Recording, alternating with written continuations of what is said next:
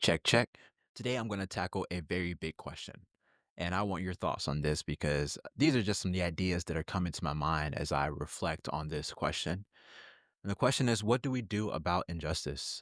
And when I say we, I think about those that are identifying themselves with Christianity, with Christ, with Jesus, with Christian spirituality, with Christian mysticism, with Christianity in general. What are some of the things that we can do about injustice?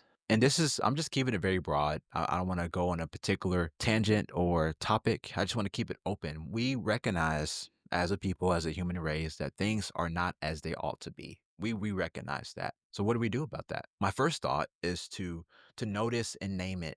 Recognize the truths of reality. Recognize that not all is good and that not all is bad. I think that that's an important thing to hold because I'm very optimistic in my posture, so it's easy for me to see the good and to notice the good. But I don't think that's an accurate representation of reality, just accepting only the good. And the same is true for maybe people that tend to notice the bad and the evil and things that are not right. Reality is a mixture of both good and bad. That is the truth. So, because that is true, we can give ourselves permission to notice when things are not as they should be and when things are wrong and to name it. And this is not something that we have to do publicly. I would say that. I think this is something that we can do ourselves. This is something that we can do in our communities. This is something we can do in our relationships. There are things that are happening within me that I have to notice and name as not good and maybe good. I think it has to start with me. And then maybe I have what I need to discern externally, what is right, what is just, what is not good. So I don't have to do this publicly per se, but I think that's important for me to do. I think as a follower of Jesus, I think I'm called to notice and name what is good about reality and what is not so good about reality. I think that that is healthy.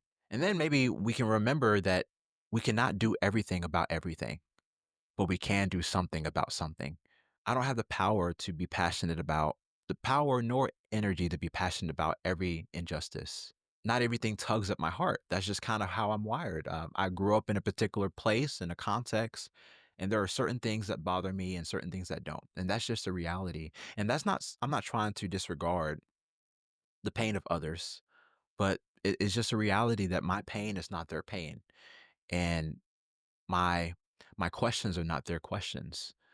So I can't be everywhere. I can't be everything, but I can do something about something. Whatever that something is for you, I would encourage you to keep doing something about that something. Notice what breaks your heart and do something about that. While you're doing this, the key is to avoid the Messiah complex. If you're not familiar with the Messiah complex, I would encourage you to look it up.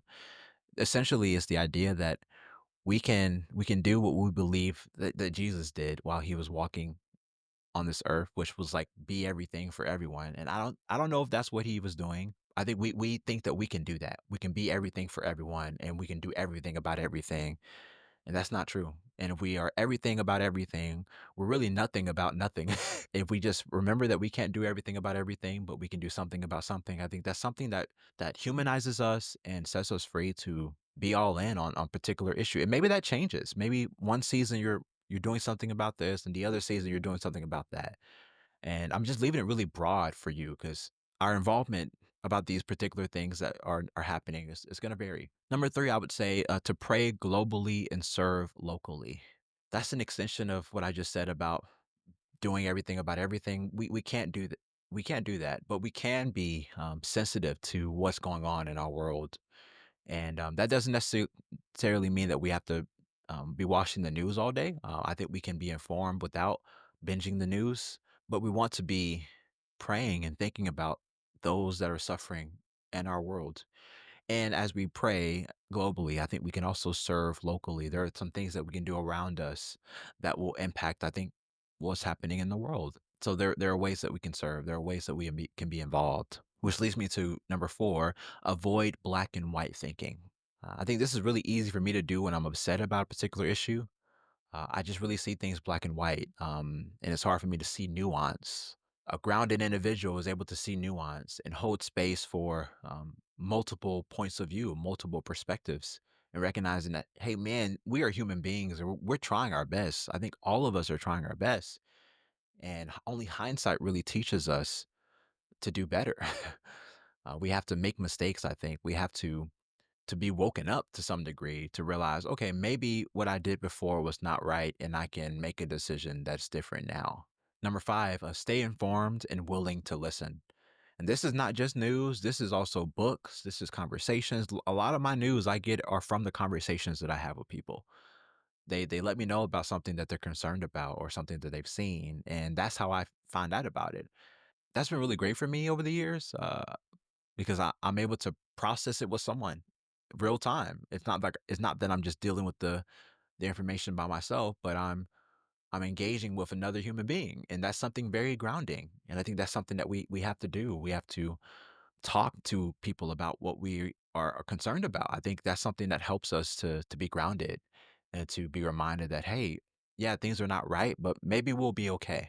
Number six, let go of results and outcomes. Things may not get better, but doing the right thing is always the right thing.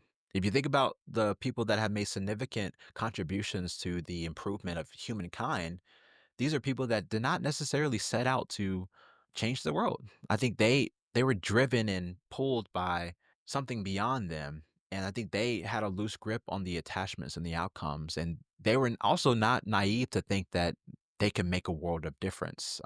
But then in doing that, they ended up making a world of difference. So there's a paradox here.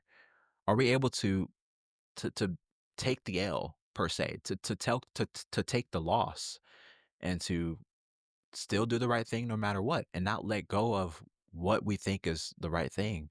Can we let go of the results and the outcomes, but still do good and do justice and to do mercy? Can we still do that? And the last thing I would say is stay grounded in solitude and community.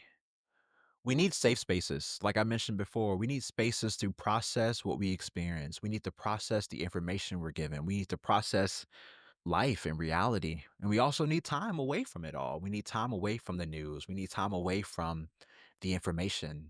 Sometimes being too close clouds our vision. I need to process some of these things in community and relationships and understand the big picture in community. But I also need to be detached from all of this stuff, all of these things, so that I can be reminded of who I am and recognize that I'm limited in my ability to change the world, but I can allow the world to change my heart.